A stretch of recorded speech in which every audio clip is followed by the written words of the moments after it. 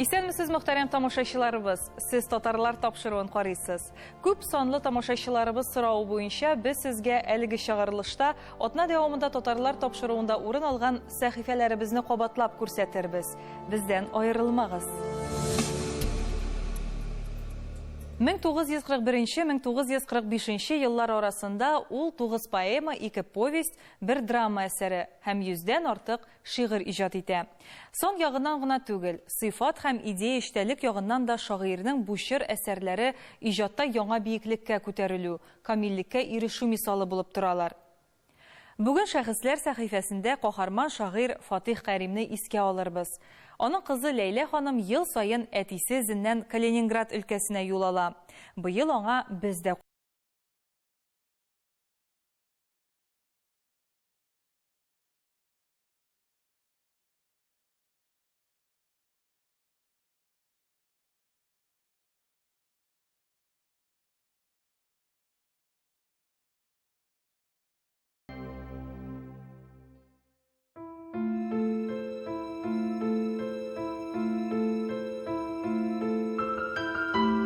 Үлем икән үкенечле түгел, бу үлемнең миңа килүе бийек җыр ул, бийек ватан өчен сугыш кырларында үлүе. Бу безнең бийек шагыйребез, фронтовик шагыйрь Фатих Кәримнең шигырь юллары. Нәкъ менә шушы урында 19 февраль көндез сәгать 1дә взвод командиры Фатих Вали улы Кәримовның йөрәге тибүдән туктый. Каһарман шагыйрь Фатих Кәрим фаҗигале язмыш иясе. Башкортстанның Дим елгасы буенда урнашкан Айыт авылында төпчек бала булып дөньяга килә ул. Казанга килеп белем ала, мәхәббәтен очрата, гаилә кора, кызлары Ада белән Ләйләсе туа. Әле ул үлемсез әсәрләр дә иҗат итә. Әйе, бу бәхетле мизгелләре. Тик газабы күбрәк була. Бийек ватан сугышы елларында Фатих Кәрим 1942 ел башыннан 1945 елның 19 февраленә кадәр фронтның алгы сызыгында кулына корал тотып сугыша.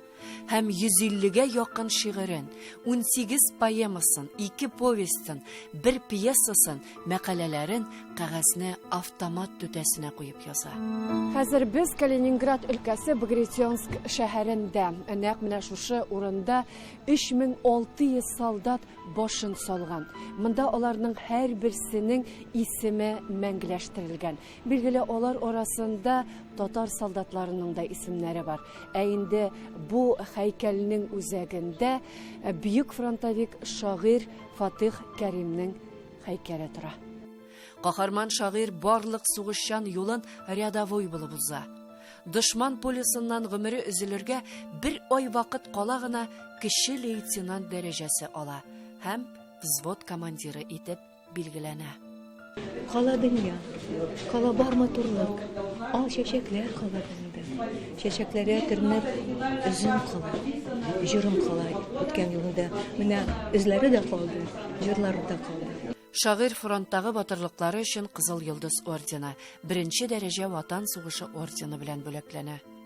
Нәкъ менә бу инде 700 елдан артык тарихы булган шәһәрдә безнең бийек фронтовик шагыйребез Фатих Кәримнең дә исеме мәңгеләштерелгән. Гордостью любой нации это поэты, да? Это вот великий, в моем понимании, Фатих Кәрим. И когда читаешь его строки, просто глаза наполняются слезами. Человек, который прошел огромную жизнь, которая полна героических страниц, страниц лишения, но самое главное, он остался человеком. Он сохранил огромную любовь к своей родине. Этот человек до последних своих дней являлся патриотом и делал все для того, чтобы сегодня мы жили в мирной стране. Сугыш бетеп тынычлык урнашкач, кырларны иген чәчү өчен әзерли башлыйлар. Шунда Тарнаускас һәм Малинаускас исемле 2 латыш бергәләп кыр буйлап барганда череп беткән баганага тап булалар. Аңа татар шагыйре лейтенант Фатих Кәрим немец илбасарлары белән сугышта геройларча һәлак булды дигән сүзләр чыгып язылган дюрал калай беркетелгән була. Менә ул, нәкъ менә безнең фронтовик шагыйребез Фатих Кәримнең үлгән җирендә табылган истәлек такталары. Бүгенге көндә ул Калининград өлкәсенең тарихи музеенда саклана. Башта Фатих Кәрим җәсәден Победа бистәсенә, аннан Багратионовскийга күчереп күмәләр. Монда бик күп тапкыр була идем. Барбер, бик дулкынланам. Яңа очрашулар, әтиемнән менә материаллар, яңа китаплар, менә чыккан китаплар мин монда китерәм. Экскурсоводлар минем якын дуслар. Мин бик рәхмәтле бу кешеләргә. Бик рәхмәтле рус кешеләр. Шундый глубинкада и шундый бай материаллар аларның музейда. Ничек инде аларны хөрмәт итәскә. Хәзер без Багратионовск шәһәренең нәкъ үзәгендә, иң узын, иң туры урамында. Иң мөһиме, әлеге урамның атамасы Фатих Кәрим. Бик горурланам миңа. Мин даже горурлану гына түгел. Мин Фатих Кәримнең әсәрләрен мәктәптә укыдым, шигырьләрен укыган вакытта. Безнең Сибирдә, Ирак Сибирдә. Безнең беренче кызыбыз тугач, Ләйлә дип аңа исем бирдек бит. Минем кызымның исеме Ләйлә. Хәтерле ихлас безнең халкыбыз. Каһарман шагыйрь Фатих Кәримнең кызы Ләйлә ханым белән без бик күп чакрымнар узып, нәкъ менә аның әтисе көрәшкән җирләрне барлап йөрдек. Мондагы халык батырларыбызны таный, хөрмәтли, зурлый. Иң мөһиме, хәтер яши һәм ул яшь буынга тапшырыла. Пишу письмо перед началом боя. Заговорят орудия сейчас. И, может быть, на солнце золотое сегодня я гляжу в последний раз. Но я пойду, уверенный в победе, расстреливать без промаха врага. Коль сам погибну, живы будут дети. Моя отчизна будет жить века.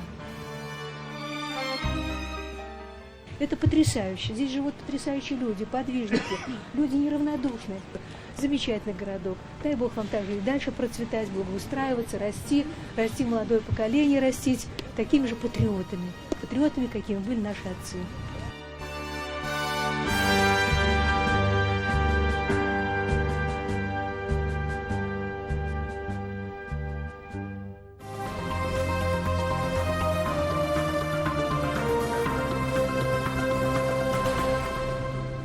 Дәһшәтле сугыш елларыннан безне төп-төгә 75 яз айырып тора. Бөек җиңү бәйрәменең әһәмияте еллар узган саен арта гына бара. Сугыш кайтавазы бүген музейларда гына түгел, һәр гаиләдә, һәр күңелдә диярлек. Яу кырларында үзләрен аямыйча көрәшкән милләттәшләребез дә дөньяның төрле почмакларына сибелеп яши. Бүген Хәтер мәңгелек сәхифәсендә Омск өлкәсенең Бөек Ватан сугышы ветераны Рәшит Вәлитов.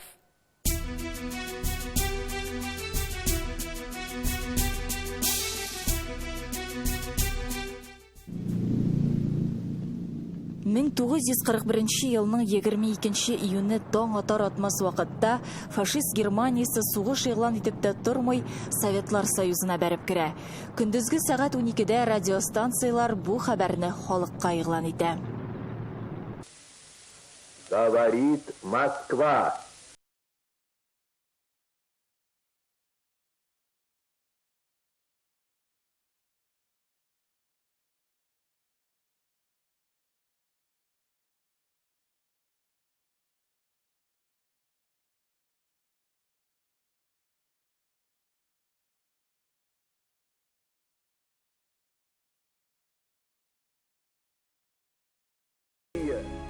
Шул мизгелдә генә халык әлеге афәтнең ни дәрәҗәдә куркыныч буласын аңлап та бетермәгәндер.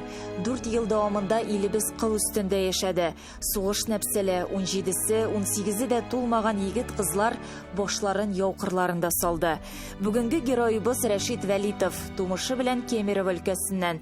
Аңа 5 яшь булганда әти-әниләре ачлыктан качып Урта Азиягә күченә. Фронтка ул Ташкент шәһәреннән китә. 17 яшьлек кенә егет була. Менә шул 17 яшьлек егетне беренче крайга ибәрделәр. Ул сугышта мен простой обыкновенный солдат. Кичкенә радиоаппарат миңа бирделәр. Шул аппарат белән немецлар ягына киттек. Бер мылтык белән ул радиостанциyaдан башка миндә берәр юк колымда. 17 яшьлек чагында ук авыр яралана. Егеткә хәрби белем кирәк булуы көн күбек ачык була. Госпитальдан соң радиотелеграф курсларын тамамлый. Янәдән хәрби бригадага кайта. Без границаны үтеп, наступающий армиялар белән кушылып үттек шунда. Андан үттек Восточная Пруссия. Восточная Пруссия киселде. Бұл поперек 3-4 кусокка. И шул Восточная Пруссияда біздің бригада белән вдоль поперек кыркып кесіп, отдельно кусочкаларын немецларын уничтожайта башладык шунда. Кан кыйгыч сугыш, туплар шартлавы, колак төбеннән сызгырып үтүче ядрә тавышлары бүгенгедәй күз алдында диреши табый. Менә карапуля, менә чыга. Барыбер госпитальгә китмим шунда. Перевязкалар шәдләрдә дә шунда калдым.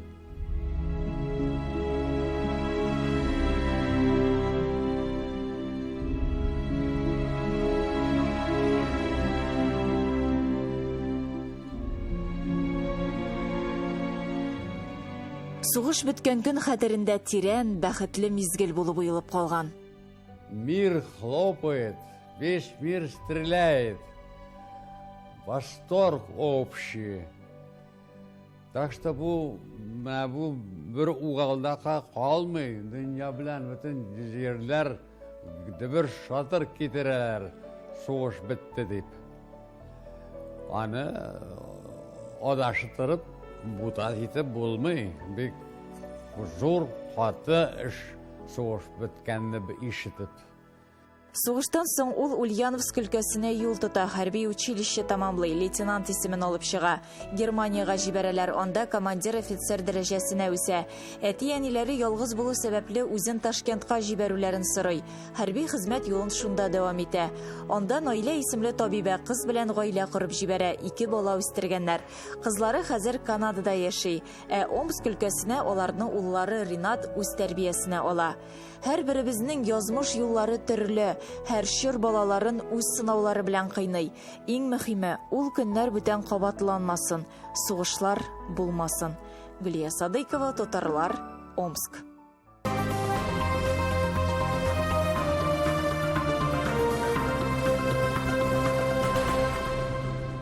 Алар беренчеләр иде. Аларның хезмәтен барлап, республикабыз тарихын ачабыз. Бүген ТСР-га 100 ел сәхифәсендә Татарстан телевидениесен булдыручылар, Бөек Ватан сугышында катнашкан ветераннар хакында сүз барыр.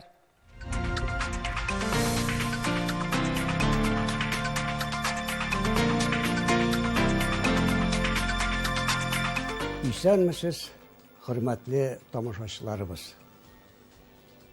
ТСР-ның 100 еллык юбилее алдыннан яшәешебез тарихындагы күренекле вакыйгаларны барлаганда,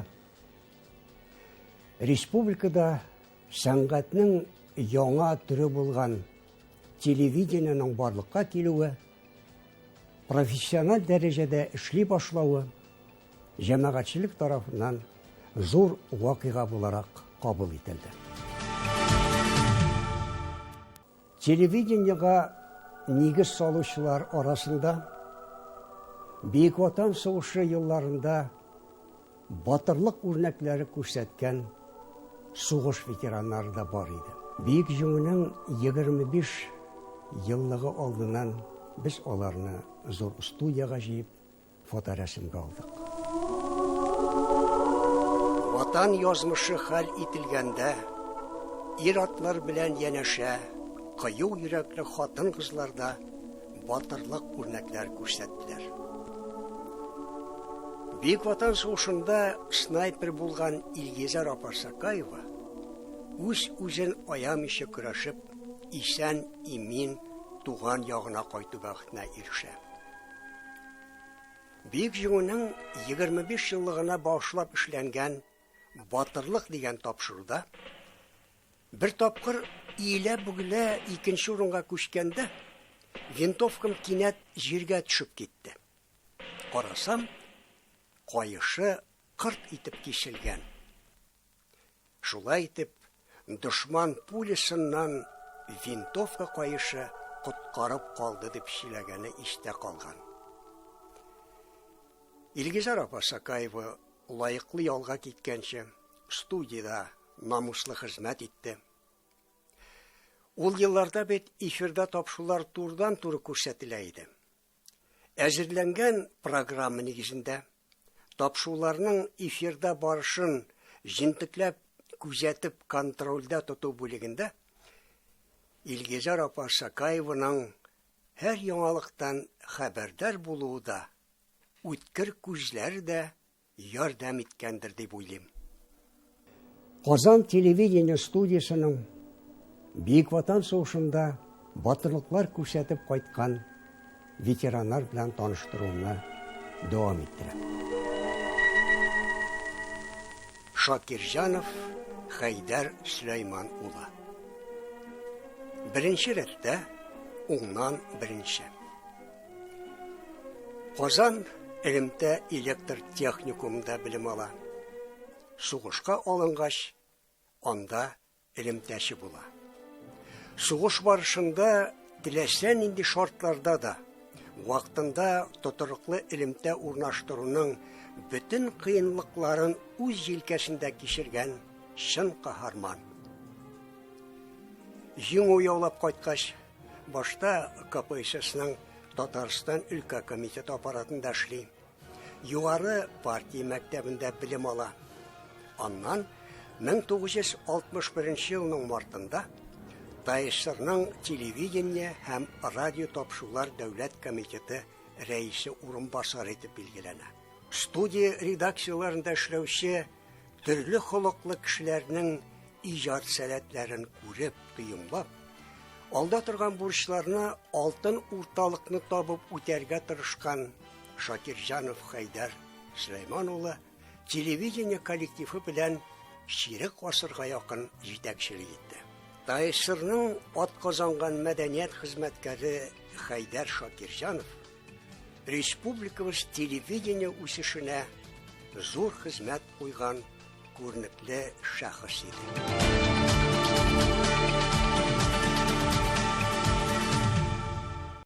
Милли көрәш тарихындагы беренче машина алган пәһлеван кем ул?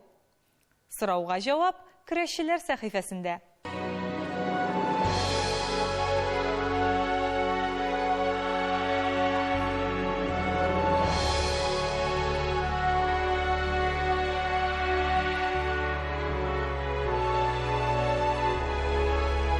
Ысланган, ягъни копченый. Тавык, казылык, балык килдеме күз алдыгызга. Татар көрәшчеләре копченый дигән сүз ишетүгә, сез Рәхип абый Хәмитовны әйтәсезме диләр?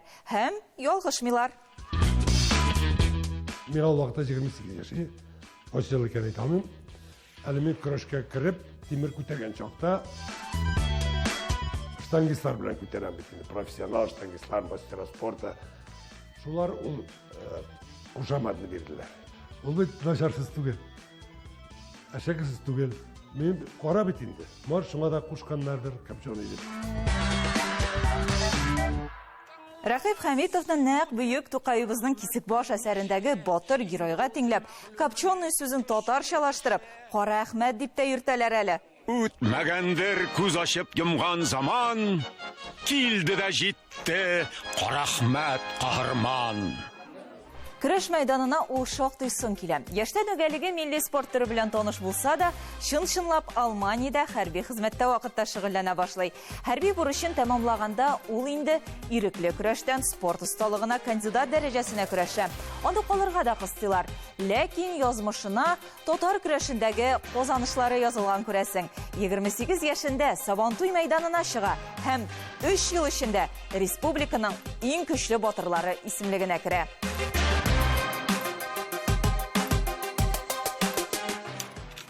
Рәкыйп Хатыйп улы Хәмитов 1952 елның 9 июлендә Тукай районы Мусабай завод авылында туган. 1980-1990 елларда татар дөньясындагы иң көчле пәһлеван, 85-107 килограмм авырлыкларда көрәшә. Татарстанның 5, Россиянең 4 тапкыр чемпионы. 3 тапқыр республиканың баш батыры. Ауыл егетләре республика спорт ойыннарының баш батыры. Чаллы сабан туйларының 18 тапқыр баш батыры, Татарстанның атказанган спорт стасы, РСФСРның милли түрләр бойынша спорт стасы. Чаллы шәһәрендә яши. Менің башыма да келгені болмады, мен батыр болармын деп. Мен бір қашанда ештен үк батыр болам деп әзірленмедім. Мен жараттым спортны. Лучшырақ шығарға татарша күрәште 20-ден соң. Но зор уровеньда күрәшергә ярый. Яшьләргә көрәшергә кирәк, уйнарга кирәк, өйрәнергә кирәк. Көрәшкә соң килүенә карамастан 20 елдан артык мәйдан тота ул. Режим саклауда ярдәм иткәндер. Көчен юк барга сарыф итми. Елның иң дәрәҗәле зур ярышларында гына катнаша. Аның үз күнегүләре, алымнары бар.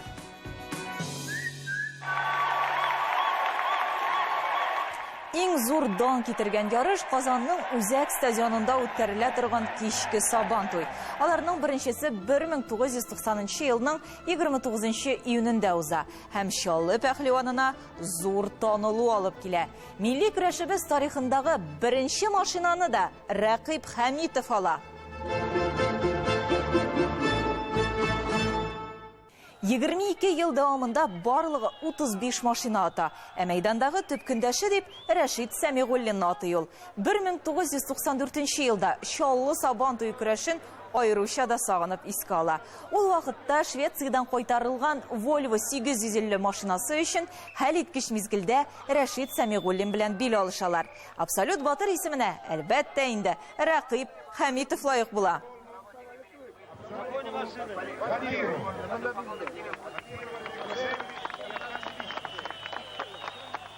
Күп нәрсә тренердан да тора ди Рәкыйп Хәмитов. Үз остазы дип Фрил Әхмәтовны атый.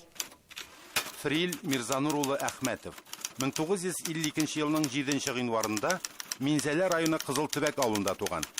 Милли көрәштә Россия чемпионы. Күп тапкырлар Минзәлә һәм Чаллы сабан туйлары батыры. Татарстанның атказанган тренеры, Татарстанның атказанган төзүчесе, техник фәннәр кандидаты, Чаллы шәһәренең мактаулы гражданины. Бәхәсләшергә яратмый, аннан соң тырышлыгы. Ул бүтән кеше кайтып беткәч, үзеннән үзе калып, көрәшне һаманда анда шушылды дигән әйбер. Аларны ата үзенең алымнарын куллана башлады. Аннан соң рәкыйпнең бер яхшы ягы бар, Худайдан килгән дип әйтим инде ул. Аның феномены һәр вакыт әйтәм, аның реакциясы. Рәкыйп Хәмитов үзе махсус рәвештә бер кайчанда тренер булып эшләми. Волгоград дәүләт физик культура, Мәскәү дәүләт төзелеш институтларын тәмамлый. Үз эшен булдыра. Ләкин көрәш буенча киңәш сорап килгән егетләргә һәр вакыт ярдәмгә әзер ул. Не надо бизнесом заниматься. Спорт это не бизнес. Да, футболисты зарабатывают. Но ведь чтобы зур спортка менәр өчен надо эшләргә. Сина башта чык зур спортка. Аннан соң гына что-то может требовать. Если зур спортка кергә уйламый икән, аракны унут. Вообще унут, тәмәкене унут. И жәлләмичә үзеңне, жәлләмичә. Спорт бик авыр әйбер ул. Бик авыр. Работать надо. Рәкыйп Хәмитов мәйданга соңгы тапкыр Чаллыдагы 2002 ел сабан туенда чыга. Ахыргы җиңүен яулап, мәйданны яңа буынга тапшыра. Рәкыйп Хәмитов, Копченый, Карахмәт, бүген инде легенда. Бүгенгә сезнең белән сау булашабыз. Киләсе атнада татарлар тапшыруын карамыйча калмагыз. Исән-имин яшәгез.